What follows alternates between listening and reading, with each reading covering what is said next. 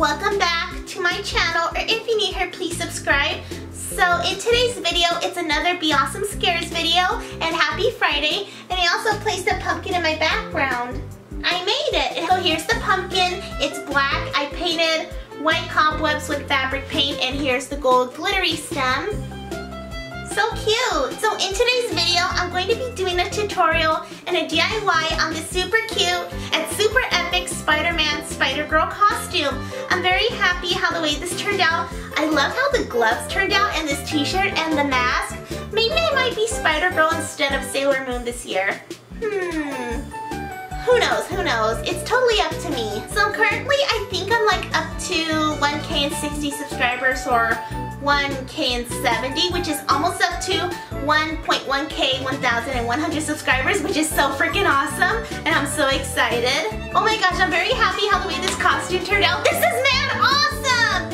I'm so happy! Oh my gosh, I like the stripes and everything. And Dr. Octopus, Green Goblin, and the Venom, watch out!